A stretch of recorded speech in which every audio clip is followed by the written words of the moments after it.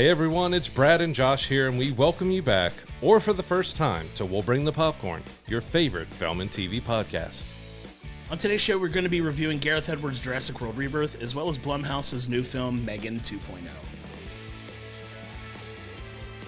Yeah, so my neighbors decided to mow on a holiday weekend that's celebrated at night at 7:45 in the morning. Like, that is fun. Like, hey, yeah, everyone's been up all night setting off fireworks, or we had a birthday party, and like, let's start mowing at 7:45. It's just one of those things, man, that you'd figure noise ordinances would be in effect, but some people just don't care. Like, I get it. It's been hot. Like, it's the middle of the summer. It's going to get hotter the later in the day you do it. But anything before like 9 or 10 a.m. is just obscene. And especially Sunday on a holiday weekend, you're up mowing that early. Hey, if an errant, firework goes off near your house, it wasn't us. Yeah, so Josh, you can tell for a little bit his voice is not with him today. We didn't have a whole lot of interesting news this week, so we're just going to jump right into our two reviews. I'm going to kick it off with M3GAN 2.0. So this is a sequel to M3GAN, Blumhouse's horror comedy that they did. It's set 2 years after M3GAN, but it kind of abandons the horror. It goes straight sci-fi action comedy, and it does it with very mixed results. This felt like a film where they didn't really know what they wanted to do, so they just threw as much stuff in as they could, and it just didn't really mesh well to me. It was just like, you kept jumping back and forth, and we're going to do heavy spoilers. It's been a couple weeks now since this has come out, but it felt like it jumped around so much, and with horror films, you definitely, reality and making sense, you kind of throw out the window. When they change it from being horror to action sci-fi comedy, you're kind of looking for a cohesive story, and it really wasn't there, because we pick up that, Gemma has kind of moved on from the AI. She started another business where they're still making tech, but they're trying to make tech without AI or anything else in it.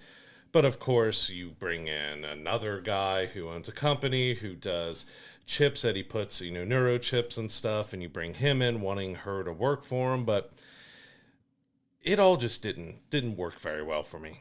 Yeah, it didn't mesh well. It felt like what they were trying to make was like Terminator 2 almost, kind of, because there were a lot of allusions and like similarities in what they were trying to put together. So you have this new artificial intelligent bot named Amelia that's like this upgraded version of M3GAN, right? That could be this tactical military, type entity, and it goes haywire right off the gate, and you have this rogue renegade, artificially intelligent, sentient type being attacking, people, and you have to go to Old Faithful and M3GAN to kind of help, save the day here. It felt very Terminator 2-esque, but this was very much not Terminator 2, obviously. Like, it was completely over the top, and I think they kind of toned it down, where you still have some of that action, a little bit of that brutality, but not on the same level. It's like they abandoned what made M3GAN unique in like its storytelling, and kind of just threw it out the window and decided to make an action film as the second one. And I just think they've really missed the mark with that, because this just... It didn't hit where it needed to hit, and it felt almost kind of rushed together. And we're like, okay, now we're just going to make M3GAN like this action superhero-y kind of character. And it just didn't work. There were so many misses on this for me that I think they definitely missed the mark on this one. Yeah, because like I said, they tried a few things that you could put in the horror realm a little bit, but it was never scary. It was never frightening, never really felt like horror. I mean, you've got M3GAN a bit chopped up, kind of looking like a brutalized Chucky doll, but it wasn't really horror-wise. And yeah, it was, it tries to bring in that the military had created Amelia based off of M3GAN's AI that they were able to get, because that was leaked in the first. But yeah, it just kind of picks up with Gemma and Katie, but I'll be honest, I did not like Gemma at all. There was no growth to these characters. Again, if you're taken away from horror and you're trying to make it into something else, you got to give us a little something that expands it. Gemma was still very highly annoying with what she did and stuff, and I think it's what the movie was. It would do this, and they would take a step back and do this. Then it would do this forward, then they would take a step back. So every time they took a step forward, they took a step back, because you would have M3GAN, okay, M3GAN hid herself away after the first film. It turns out, which ludicrously with the story, well, she was able to bring herself into this building, then take it over and basically be the landlord of this building that Gemma's able to rent for dirt cheap to have her home and her business in the same building, while also building a bunker underneath it where she creates a Johnny Five type of robot for her to build stuff with, which, like, the plausibility of, okay, she can take over a smart home, but how did she get in this building? Because she was in the smart device at their old house. But how did she create a robot and create an entire bunker and do all this? And that continued on because whatever they touched that had technology throughout the rest of the film, M3GAN just puts a little bit of herself in like every little piece of technology. So she can never die because she's always just putting herself in everything. Like, there were some funny parts and some fun parts, especially when they first realized that M3GAN was alive and they put her in that little bitty toy robot and she has that reaction like, okay, you have no Bluetooth, you have no Wi-Fi, and she's just in the lines, and that stuff was funny, but the rest of it just felt like, rip off of T2. There was even a joke we made about X-Men because Amelia at the end looks like Storm, and I made the Toad joke about, what happens to a toad when it's hit by lightning? What happens to everybody else? Right. Like, that's what it felt like, but it felt as corny and bad as that line was in the X-Men film. It just, they tried a bunch of different things, and just none of it really worked for me.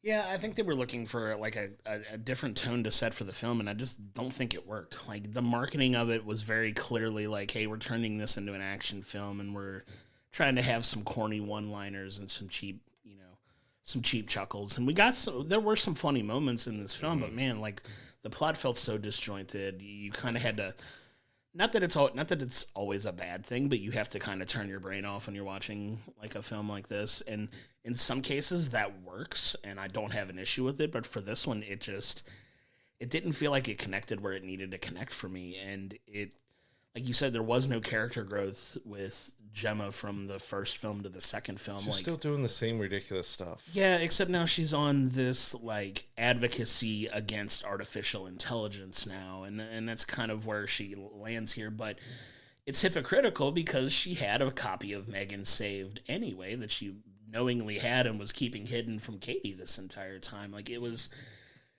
just so weird, man. And just like, she came off very hypocritical in a lot of ways here, but like, she was not trusting of M3GAN, but she's the reason M3GAN was still around. Kind of like, it just made no sense, like, from like a narrative perspective. But yeah, I mean, the very obvious allusions to Terminator 2 in this that they tried. Terminator 2, in my opinion, is one of the best sequels ever made, and I get having the ambition to try to take it there. Because Terminator 2, for all intents and purposes, was like a ramped-up, amplified version of the original Terminator. Like, and you did take the horror elements kind of out of what Terminator had, but it did it so much better. Right, and I think it's what they were aiming for, which is fine. It's a lofty goal, and you want to aim as high as you possibly can. I just don't think it was executed as well as it could have been. And like I said, it had some moments where we genuinely laughed at some things. There were some funny moments in there, but it just felt like it was written by people who were trying, like, I hate to say this, but it felt like it was written by people who were trying to sound younger than they were, if that makes any sense. Trying to appeal to, like, a younger demographic, and this is what happens, like, I say when, people that are maybe in their 50s and 60s are trying to write movies for, teenagers and early 20s. Like, hello, you fellow young kids. Yeah, I imagine the Steve Buscemi gif is like, hello, fellow kids. Like I imagine that, like, as an example here, but it just felt like it was trying too hard to appeal to a younger demographic, and I don't think it worked well there. Yeah, this was definitely a film that felt like it was trying too hard overall. Just, as you said, Gemma didn't feel like she grew at all. She was still that same annoying where she would be, she's on Katie's side or she's on M3GAN's side, and then all of a sudden she's doing something, just ignoring Katie or ignoring M3GAN or ignoring everybody else and doing whatever she wants, and she goes back to being the other way, and she just bounces back and forth, and M3GAN bounces around so much that, all right, she's good, she's bad, she's good, she's bad, she's good, she's bad. It does it a little too much. And then Amelia didn't really have any depth to her. We thought, okay, maybe we'll see some decent action sequences or we'll see something crazy out of her, which we got one or two. But then Amelia kind of became a side character to the family drama and them trying to do all that and dealing with the bunker and bringing M3GAN back to life and everything else. It had so many ideas that it was trying that it just felt like none of them really worked in the end. It all just felt like really weird. And you add in the story as well that they have this rogue AI that Amelia's apparently going after because it was created by a faxing printer company back in the 80s or something. So for 20, 30 or... Yeah. It was a while ago. I don't even remember when it was, but it said it's been sitting for 20, 30, 40 years, growing, learning, so that this could be the AI that destroys the world. And they have it, just sitting inside of their building, that this fax and printer company has this, like, extreme security where they have, like, 30 floors, and they have armed security guards on every level, and they have it under this big technological lock and keys. It's like... Okay, it's a printer and fax company. It has this like Lex Luthor type of cave underneath their printer company. It's like, and like the kind of main villain that you end up seeing was the main villain kind of all along. He was just a stereotypical type of revolutionist guy who's trying to end technology, even though he's really not, but he is. Because it was like, okay, I need you all to be quiet. I got a Zoom call with the Department of Defense or something, or the U.S. Embassy, or NATO. And it's like, okay, yeah, you all be quiet. I'm just going to go one door away when there's 6 floors underneath here. Yeah. Well, everyone else is outside your window, so we can, of course, it sets up, for the shenanigans to happen. But it was a mess. Like, I hadn't really watched M3GAN before until a couple weeks ago when I watched it before M3GAN 2.0 come out, and we saw it a little later because of Josh being out of town and everything. And I enjoyed for what it was, and this just felt like a step backwards. Yeah, I mean, it looked like it had a little bit of an identity crisis here, mm-hmm. right? Like, it was trying to be something that it didn't necessarily need to be, and I guess, I don't know, if they just couldn't figure out a way to amplify the horror elements of it a second time, and they kind of just decided to pivot and make it into like this action film, but it just misses so many marks for me that, like, it's a fine movie, I guess, but it really struggled along to have any type of, like I said, identity, and the dialogue's not the best, the people's motivations aren't the best. Like, the plot is very, very thin for what could have been a complex situation, right? And it felt like it was lacking a lot of cohesiveness for me. Like, it just, like you said, it jumps around a lot. It jumps around in like focus, and I think it really struggled in that case. And it just, for whatever reason, man, it just didn't hit all the right notes for me that it needed to hit. Like, the first one was kind of a fun, newer type take, and I think the writing on that one was significantly better than the writing on this one. And you had that horror element, you had the the danger of the artificial intelligence, bot kind of doing whatever it takes to fulfill its directive. In this case, it was a lot more sentient and learning and dealing with complicated emotional things and things like that. And it didn't connect for me the way that I was hoping it would. And it just really missed the mark. Like I said, it struggled to find its identity and keep a plot that just made, in the end, no sense. Like, there were so many issues I had with it that it's one of those that doesn't have a high rewatchability for me at all. Yeah, M3GAN 2.0 was in the end a disappointment. It left the horror elements behind to try to be a sci-fi action comedy, but none of it really worked. The story felt like it was slapped together, pieced together. You had no character growth. Even with something horror-wise, you don't really expect a lot of that. But it's the same annoyances that we saw in the first movie with some of the characters are still there. We got so much back and forth of characters just, I'm this way now, I'm this way, I'm this way, I'm doing that. It just didn't work. There was just so much that didn't work. It tried to be a Terminator 2 clone. It failed miserably at trying to do that. We'll see if it does end up getting a third, to see if they go back and maybe go back to horror and change it up a little, because it was a horror comedy, and this just went straight sci-fi action comedy, which the action wasn't that great. The sci-fi elements were kind of laughable, and the comedy only hit a few times. So I'm giving this a 5. It was a very kind of mediocre film that just didn't really have an identity.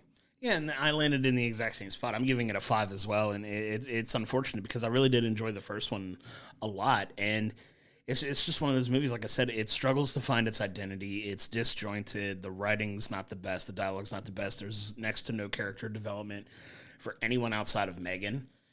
And even then, it wasn't that much. Like, she was still fighting her instincts, right, throughout this whole film. And I see what they were trying to do. It just didn't hit all the execution points that, I was kind of hoping to see it take in this next one. Like you said, it felt like a very unnecessary attempt to clone Terminator 2, which is a fantastic film in its own right, but it just didn't have any of those elements that you needed to make that story as special as it was in this film, and it just missed the mark on so many points for me. I have to give it a 5 because it felt like it just rammed up against the wall and killed any momentum it had. I don't know box office-wise how well it's doing. Like, I saw that it was really struggling at the box office, which is unfortunate. You hope these movies do well, but I think audiences are going to kind of agree with us here that it just missed the mark really badly, and if this is the last we see of Megan, then hopefully it just kind of goes out with a whimper instead of a roaring franchise that I think they were trying to hope it turned into, and I don't think it's going to be the case for this.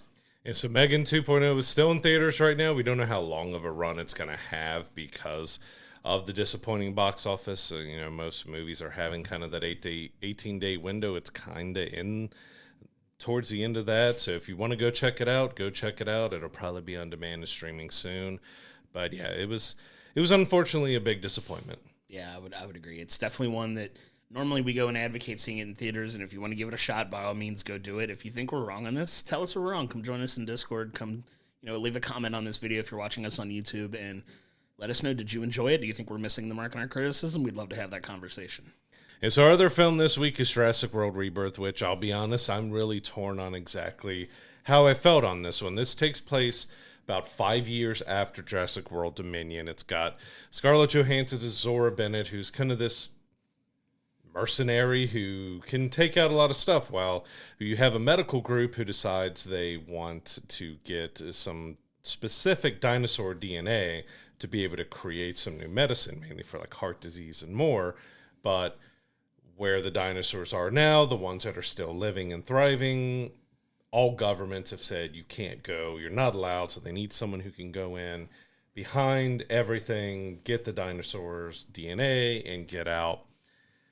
And honestly, that's about as deep as the film kind of goes. Is really strange because you kind of expected. You got the Jurassic Park trilogy, then you had the Jurassic World trilogy. So when they decided to call this Jurassic World Rebirth, I'm like, all right, is this going to be somewhat of a direct continuation of the Jurassic World series? Is it talked about how it was going to be kind of a throwback to the Jurassic Park films and stuff as well, because you got the original writer from the first Jurassic Park, David Koepp, wrote this. You got Gareth Edwards, who directed it, who last did a really great sci-fi film that made me kind of excited to see. But we did talk about it last year, how it was kind of announced that they were doing this film. It would be out in a year, and they weren't even done with the script. So we did have some worries about it before it even came out. Yeah, legitimate concerns that it felt like they were going to stick, extensively to the script of what was written, not really change too much or really get in there and just kind of crank the film out and let it happen. And in some ways, it kind of feels like that. I will say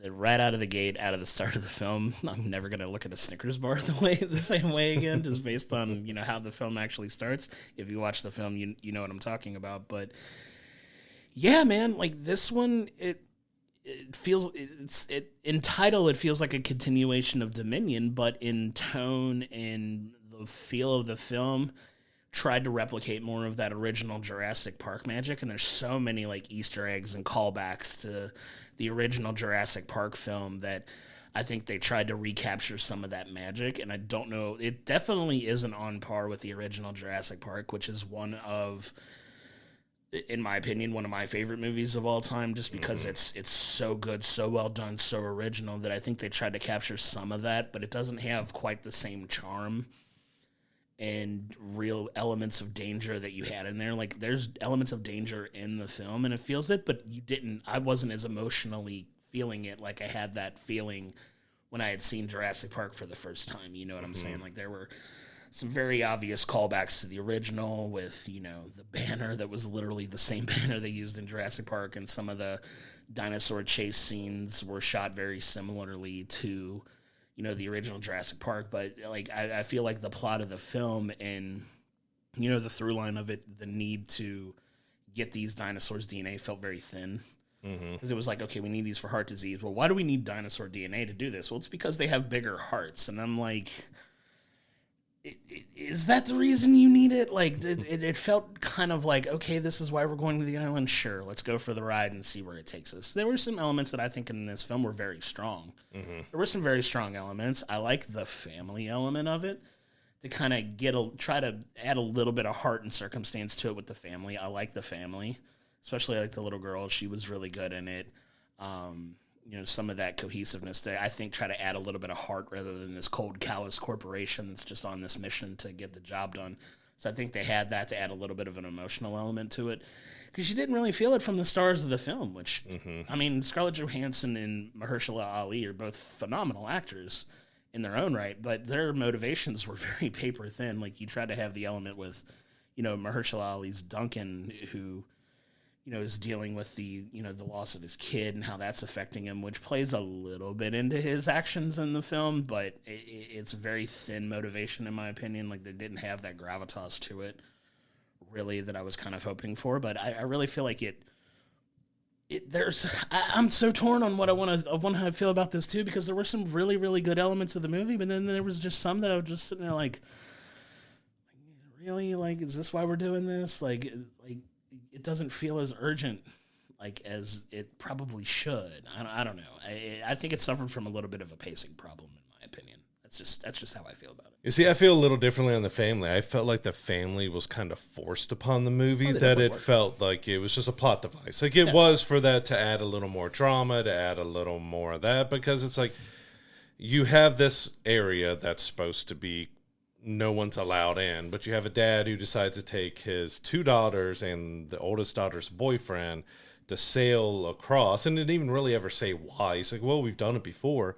There was no real motivation while he was out there in the sailboat, and they get stranded because we learn that the Mosasaurus and Spinosaurus are tracking people down, and we're going to go a bit spoilery with this as well, because we kind of need to a little bit to talk about why we're disappointed in it. But, they capsize as a sailboat, and they call for an SOS, and, Scarlett Johansson's crew is out there, and they hear it, and you get that, trying to get that human element to them, like, all right, we have the Mosasaurus right here that we're trying to get the DNA from, but we got the distress call that's, like, 28 miles away. Well, of course, the big corporate guy wants, hey, you need to get this. Well, they go and save the family, and they just felt shoehorned into me. Like, there were some good scenes because they were the main part of the T-Rex river scene, which was from the original Jurassic Park novel that they put in. But I was also a little mixed on that scene. Like, it was a great action sequence, but if you try to look at the logic of, okay, the T-Rex was laying down sleeping, and she blows up a big raft and throws it down, but you never hear the T-Rex stand up and get away. It's able to get out of view without you hearing, because we know from 6 other films that when a T-Rex walks, you hear it, you feel it, you know it, but it was able to get up, sneak away, and go to the river. While it was looking at the big inflatable raft falling, it ignored it then, but when it comes around to see, plus that river, like, it was crazy how the depth changed. Because 1 second, it's really shallow where they're able to walk through it, and the T-Rex is able to walk through it, then the T-Rex can swim through it, and then the T-Rex stands up after swimming through it, and it's not even up to its ankles. Like, it was really inconsistent with how deep that water is. But I didn't despise a family. I really disliked the boyfriend and wanted him to get his comeuppance. So I was cheering most of the movie for him because he was so annoying. They just felt shoehorned into forced drama, to force this and that, and it just didn't feel great. Like, it was beautifully shot. I love the cinematography. Gareth Edwards is a great director. He made it look well. This was one of our worries, that he probably wasn't going to have much say or control, that it was just going to be what the studio wanted, and he was just basically filming something because they wanted him to film, and it did kind of feel like that. You think this is starting a new trilogy, but really it's not, because it didn't feel like it set up anything for the future, because you're dealing with yet another lab and another island, or another part of the island, which apparently Jurassic Park had 376 different labs and stuff set around where they were doing experiments. But, of course, the Snickers bar sets everything off to make chaos go, and you're introduced to the new D-Rex and a few other hybrids and stuff. But the dinosaurs were kind of secondary to the humans in here, but I also feel the dinosaurs felt more alien. Like, I know you were going with mutations, but they felt more alien. I get your argument for that. I don't completely agree with it, but I do kind of see what you're saying, though. But yeah, the whole T-Rex thing was just silly and absurd because, one, how can you not see a lying, sleeping Tyrannosaurus Rex anywhere close? Because that is a ginormous dinosaur. How you couldn't see it the entire time, but all of a sudden, he's just laying on his side, all cute and sleepy, like a little sleepy boy. Yeah, go over there and pet him, see what happens. But like you said, the fact that he was able to stand up and sneak off while you couldn't see it, absolutely impossible. That was a terrible choice. It was a dumb call made to add a little bit of extra drama to a scene that didn't really need it because there was a real existential threat of a freaking T-Rex there. Like, the T-Rex is dangerous. The T-Rex is the danger. He can make all the noise he wants, and he's still terrifying. Like, don't give me a sneaking T-Rex. Like, that was a bad choice, but that scene was still fun. Like, it was fun, yeah. Elements of it, and we're kind of nitpicking some of the particular details about this just because we feel so strongly about how much we love Jurassic Park anyway. I mean, obviously we have merchandise here that Brad's wearing. Go to our new merch store, by the way, cheap plug. But it's just, there were some choices that they made that just kind of leave you scratching your head a little bit, but it's interesting that we see the two different opinions on the.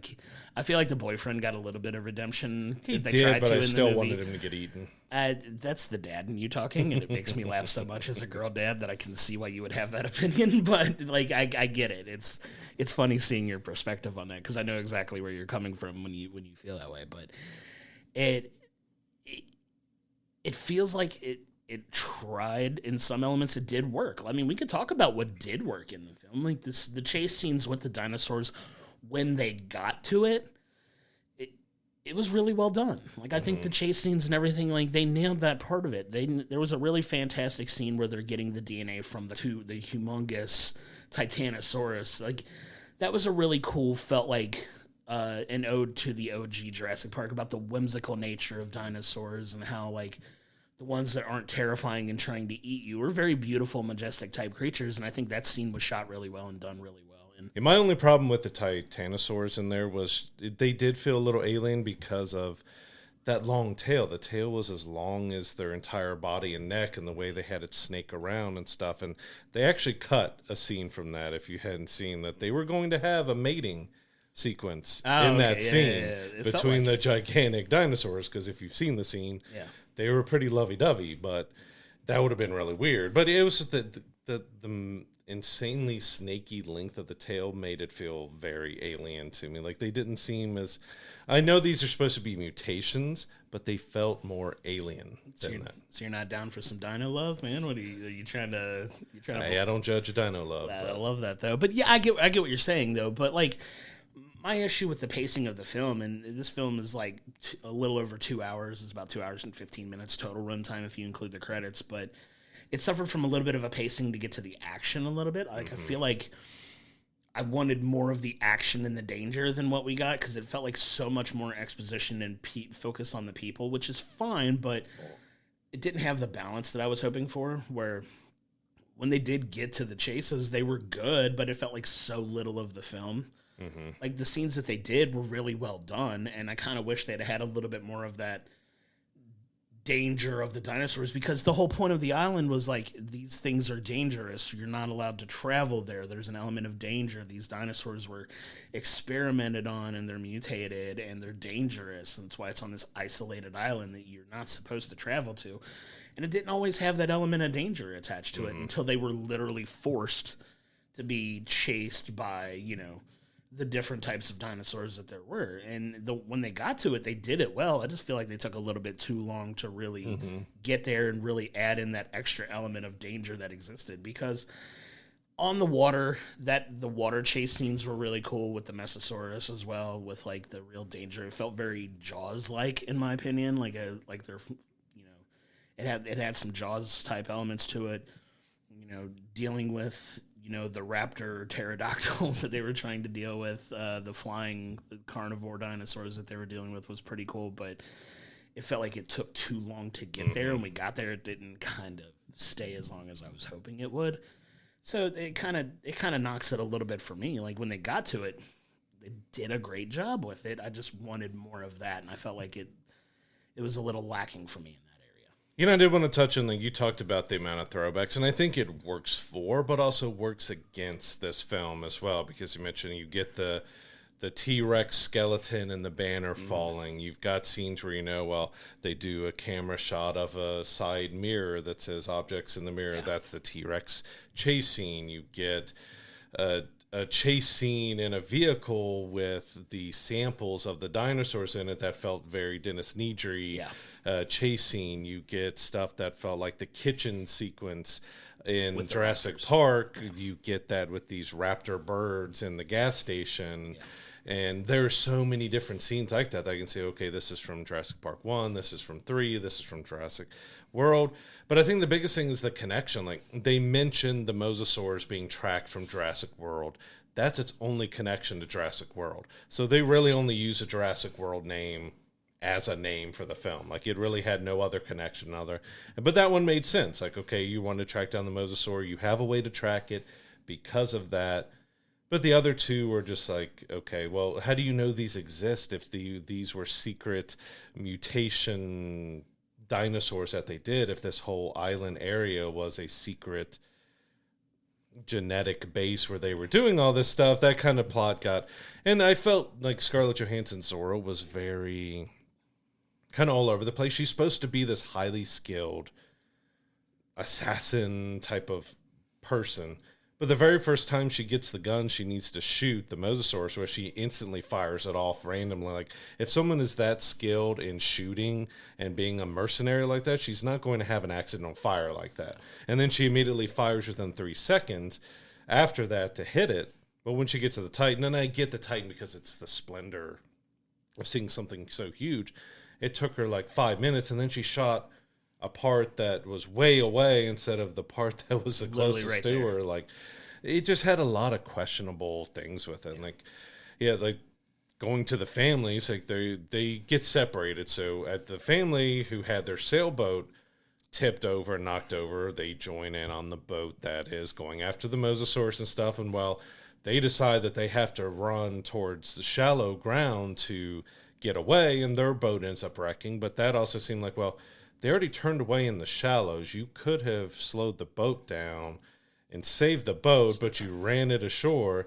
But, you have multiple Spinosauruses in the water, and we know that they can go on land.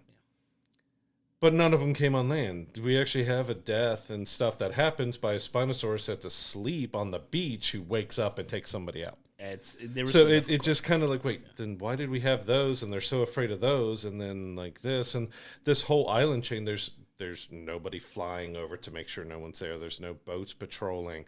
There's one little fence, and they never check any fences. We see the 10,000 volts, which the throwback to Jurassic Park, and we see all the signage and stuff does not come in and be, but it's like gaps in the wires that a person could fit through, and Scarlett Johansson just goes up and cuts one, and then they just walk right through another one. They never think to check any of the high voltage lines. It's got that kind of stuff. It just felt like you got a good director, you got some good actors, but you got a script that was clearly rushed and thrown together to get another film out, because this just felt like this is a film that's there to exist. It's not really moving the story forward. It's not really giving us much new. It's not setting up really a new franchise for them. Correct. It's just kind of a Jurassic movie that exists. Yeah, I agree with that. And I do want to say we're being very nitpicky about the story and everything like that. There were some really good performances in this. I want to give a little bit of love to Jonathan Bailey as Dr. Loomis. He, in my opinion, really carries the heart of the film. Really, he does a good job with his character and the direction he gives. He's kind of the moral compass of the story. Hey, I'm down to help you get this, but do we really want this rich corporation to have access to it where it's going to be? And this is kind of where they try to throw a little bit of real world implications into it. Like, do we really give this major pharmaceutical company access to it so they could jack up the price so it's expensive? It's a very American thing, but he's trying to play this moral compass. Is like, what if we don't help them, but we take these samples and just make it and give it to everybody and help everybody? And I think he did a fine job with that as kind of being like this moral compass of the film. I think Rupert Friend's great in everything he's in as well. And he's, your corporate, Martin Krebs, the leader of the pharmaceutical company that's putting the mission together. He plays a good villain in this. Like, he's very... You enjoyed disliking him. Yeah, he was fun to root against. Well, I mean, they tried to make him sympathetic at times because he felt like, let's just get this DNA and let's get out. Let's make sure everyone's safe. And then once the family shows up on the boat, that's when he starts turning into his villain. A little bit, yeah. And he does a good job with that, too. I kind of wanted to give a couple of those shout outs. There were some good performances in this from some of the actors. Like I said, Jonathan Bailey was fantastic at this. I'm very much looking forward to seeing him later this year in the Wicked sequel as well. I'm really enjoying the things I've seen him in so far, and he does a really good job of doing a lot of the heavy lifting from a character perspective in this film. So I kind of wanted to give him some props for this, because I really do feel like he was the shining spot in this movie for sure. And to go back on my alien dinosaur thing, is even though I thought it was terrifying, we didn't get enough of it. But the D-Rex, it looked like a Rancor from Star Wars. Very much. It felt like it was going to have a bigger role and a bigger impact in the movie than it wound up having, which was a little disappointing too, because you were hoping to have more from it. The last, 25-ish minutes of the movie, you get that dinosaur finally, and it's terrifying, truly, but... Just not enough of it. Not enough. Definitely not enough. And that's the biggest one I say that felt alien, because he has the big, oversized arms, and then he has the little arms, but the face, I mean, he looked like a Rancor. Well, they genuinely said he was based on the Xenomorph, and the Rancor meets a T-Rex kind of thing. But it just felt a little off. Like in the other mutations that they did through Jurassic World and stuff, hey, it made sense. It's a T-Rex and a Raptor. It's this and that. Then when you start making them look a little more alien, that's when it starts, okay, we've gone a little more, we've brought Alien to Jurassic Park. Let's get that in the follow-up to the Alien sequel. Let's put the D-Rex in the... You get a Predator, a D-Rex, and a Xenomorph together. Why not? Just get that mutated dinosaur in Predator riding the D-Rex. That'd be awesome. That would be... I would love that, honestly. But, yeah, I mean, I wish it was a little bit more involved in it, but the dinosaurs that we did get, they were fine. Like, they had the elements of danger. You had your T-Rex scene, which everybody hopes for in a Jurassic Park movie. Didn't really get a raptor scene. I think a lot of people were... You did, but you didn't. I'm not going to spoil that for people. I wanted to spoil that for people. They're in very briefly, and I was surprised at how briefly they were actually in it, given how critical they were in the first. It did feel like the dinosaurs were more cameos in a dinosaur movie than being the star of the dinosaur movie. It was very much a dinosaur cameo film. Like, you get brief appearances from several different types. So the Dilophosaurus, here's this. Okay. So you're just like, hey, I remember that dinosaur. All right, it's going to scatter off. We don't see you again. Yeah, goodbye. See you later. But, yeah, I mean, it felt like, and I hate to say it, like as I'm thinking about it as we're talking about it, it just felt very thrown together, and you kind of feel that rush nature of it, where there's elements of a good story here that I think could have been executed just a little bit better with some tightening up, but this is a case of what Universal wanted out of this film, like another film to kind of rush out there. We're going to write the script very quickly. You could clearly see the callbacks and trying to pay homage to the original Jurassic Parks. It's more of like a wink and a nod. If you're a fan of this and you've seen these, you'll have seen these scenes somewhere before. And I don't think it worked as well as they hoped it would. Spent too much time on that aspect. I think they focused a little bit too much on the winks and the nods instead of just giving us an advanced original story, which isn't the worst, but it's definitely not the strongest thing we've seen from this franchise, for sure. Yeah, I want to wrap this up and close out with the ending. So we are going to go full spoiler even more with the ending here, because it could have ended strong and got a better grade, but it felt like it ended very weak to me, because I'm going to go back to kind of the beginning. I mean, you had the museum scene and you had the crew setup scene, but once you were on the boat, you've got the family being capsized by the Mosasaurus and the Spinosaurus. You then get the big military boat capsized by a battle with the Spinosaurus and Mosasaurus. So how does the film end? Well, you have a helicopter who is coming to check on them because they had a range. That helicopter gets used as a toothpick. So the only way they have to get away is a boat.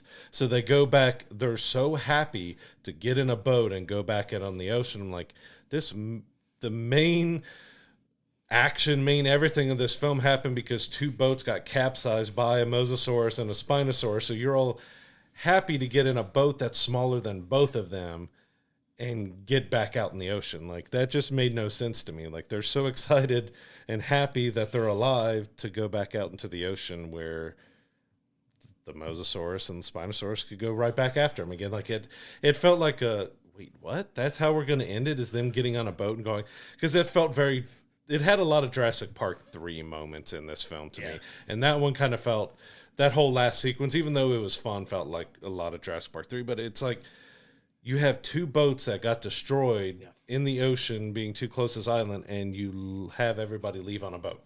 You know what this reminds me of? And I know you're going to know where I'm going with this. It reminds me of that scene from Family Guy where it's like you're given two choices. But like a boat's a boat, but this could be anything. It could even be a boat.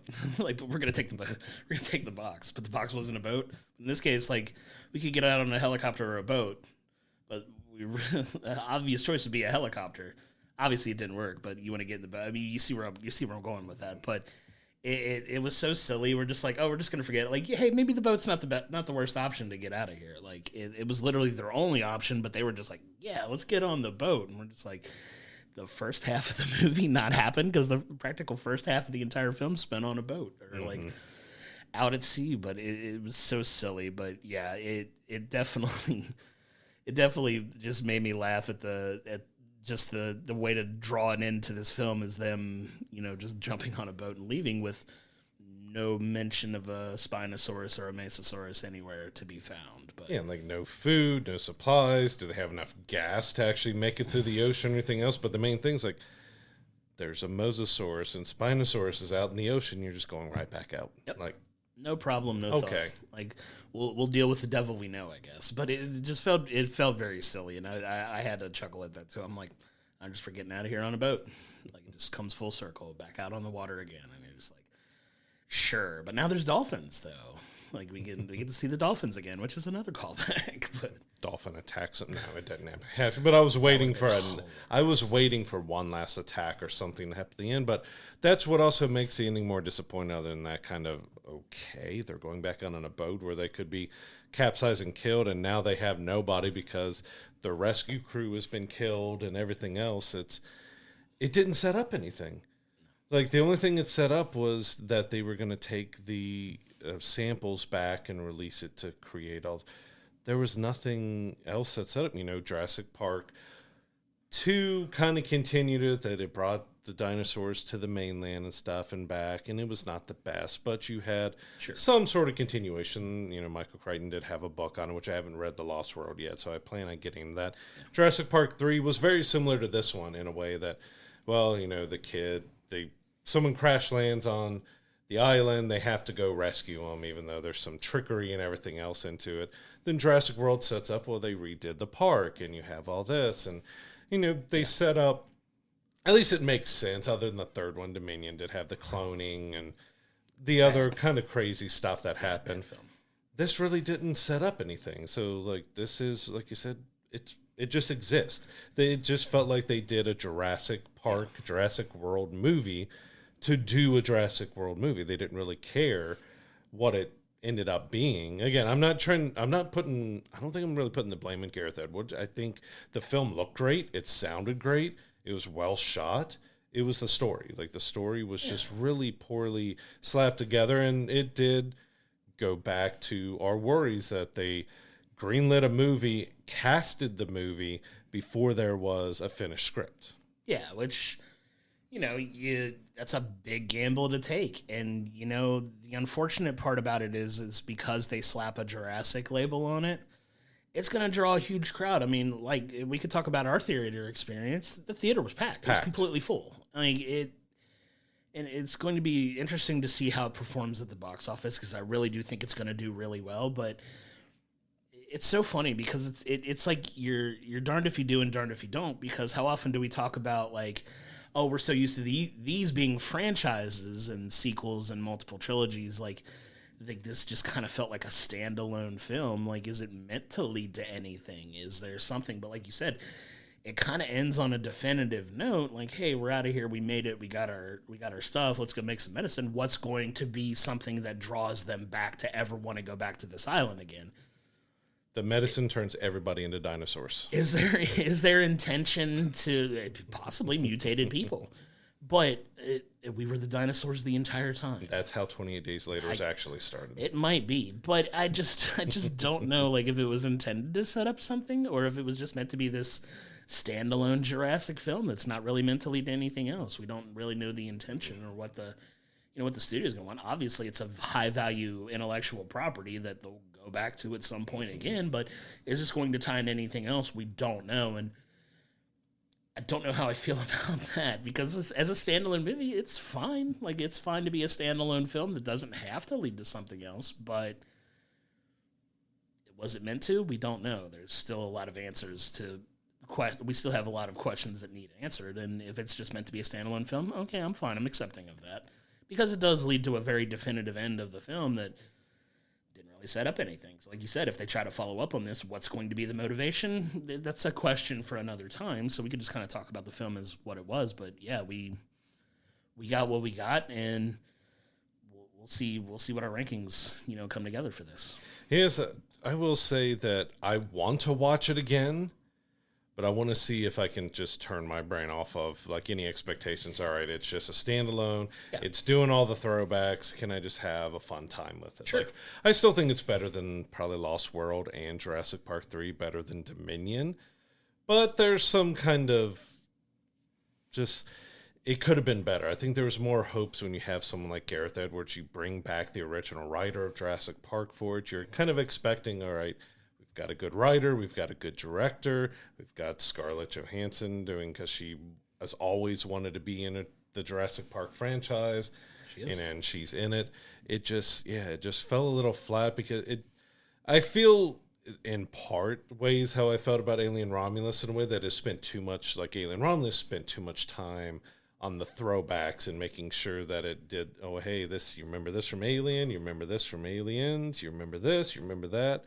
And it didn't have enough time to really do anything new and interesting. And I kind of feel similar way here, that it didn't spend enough time doing anything really new and interesting, because it was spending so much time doing throwbacks and on the humans and the drama there, and the family feeling like they were just kind of shoehorned in for drama. Because in Jurassic Park, he invited his niece and nephew down, and that got you the kid and the family drama and stuff. And it made sense in that. And, Lost World, his daughter sneaks into that, and that was a little bit. But this one just literally felt like, okay, we're just going to have a family out in a sailboat that get attacked, and then they can get picked up, and then we'll just split them up for the entire movie until the very end, and we'll bring them back together.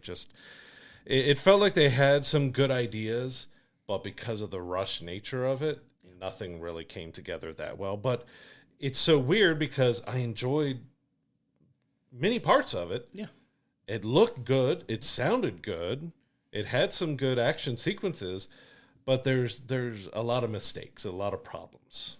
Yeah, and it just goes to show, like, you can have an overall halfway decent film, and I think it's going to be reflected when we get to our rankings here in a second. But like, there's elements of it that it does do well. There's elements of it that it doesn't do well, that it definitely lacks. And where that holds in your and my rankings of a film, that what were we expecting and what are we getting, and where do those two things marry each other in this film? Because, I know you and I both were, for all intents and purposes, super hyped about this, as I'm sure a lot of people were, when you have, like you said, the original screenplay writer for the original film, and a talented director like Gareth Edwards, who it's kind of coming out a little bit more now that the studio definitely had their hands on this a little bit, and I think it very much feels like that after having seen it, because some of the choices that were made in the story just it feels very much like studios had their hands in it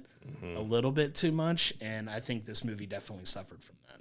This was one I would hope to see Gareth Edwards maybe do another one if it does well enough, so he can do what Fetty is potentially doing with his Next Alien Romulus of like, all right, you've done your throwbacks, you've done your hints and winks and nods, now go do something that's yours, that's original, and everything else, and stamp, because it did feel like, well, he's directing it, and we had the same worries. You can go back sometime last year, I'll have to find where we talked about that it felt like it might be a directing by numbers. He's told to direct it this way, and that's the way he's kind of got to do it, and he's got that script to deal with. But Jurassic World Rebirth was a bit of a disappointment. Like, it can be fun. It's well shot. It's well acted. It has a good score. It has some horror elements to it. But the story didn't really work. It feels like so much stuff was forced. It has a ton of throwbacks and winks and nods that it never really felt like it has its own identity. Like, and to me, the dinosaurs felt more alien than dinosaur in a lot of the ways, and they were kind of a cameo more than the star of the film. So I'm still going to give it around probably a 6.5. Like, I don't think it's a horrible film. It's watchable. It just has a lot of problems with the story, just never really feeling that connected or interesting, and it doesn't really feel connected to really anything else in the Jurassic Park and Jurassic World franchise. Yeah, I would agree with that. I'm giving it a little bit better. I'm going to be a little more forgiving and giving it a 7 because the things that it does well when we get it are done very well. Visually, it's stunning. It's a very well shot, like cinematography-wise, gorgeous. There are some good performances, like we said. I love Jonathan Bailey's Dr. Loomis. I love Rupert Friend as the kind of villain Martin Krebs in this. Mahershala Ali is just awesome. I love Scarlett Johansson, too. I feel like she was a little bit...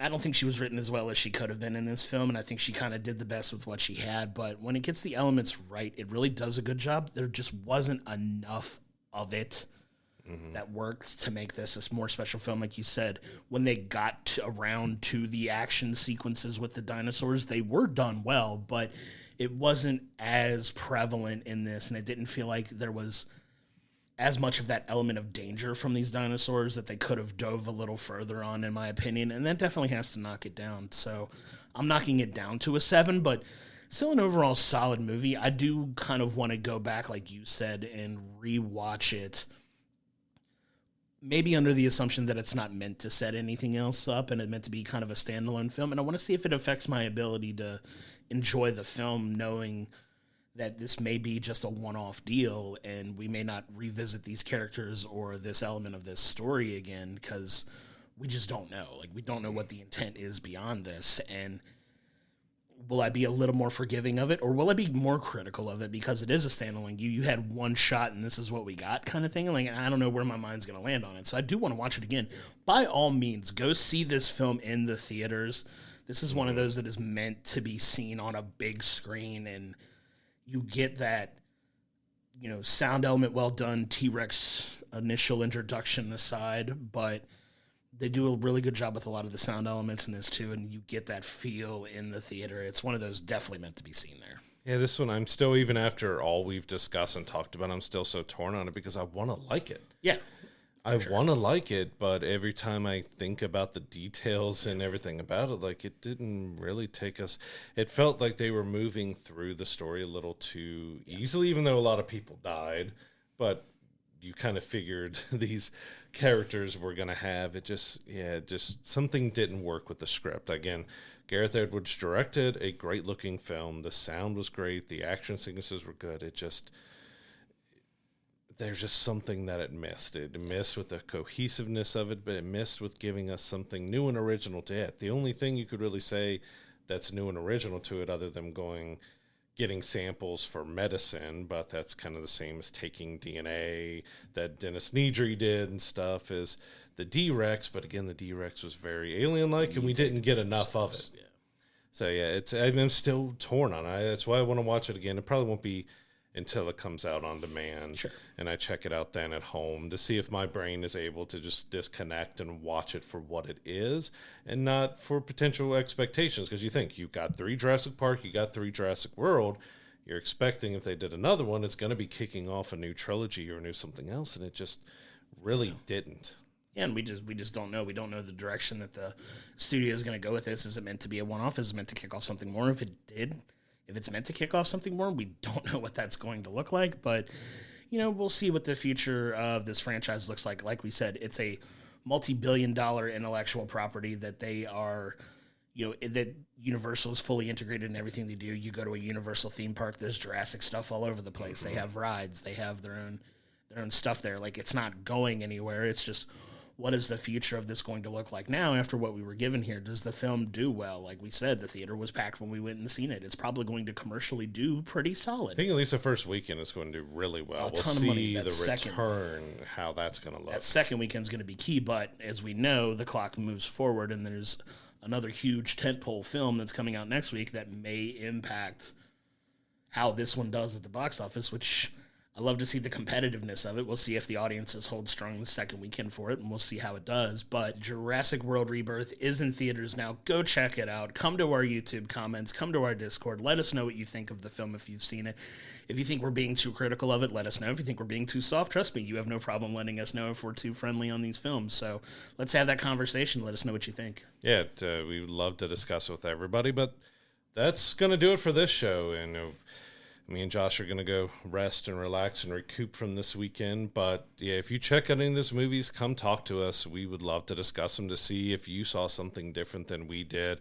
But we're really excited for next week because we do get an early screening of Superman, which is going to potentially be a make or break for Warner Brothers and DC, depending on how it does. It's tracking pretty decently right now, but I'm really excited to see what Superman does. We'll also be reviewing Ironheart and seeing, after all this time, the series was filmed during COVID. She last showed up in the second Black Panther film.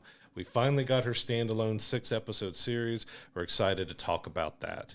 But thanks for tuning in, and we'll see you on the next one.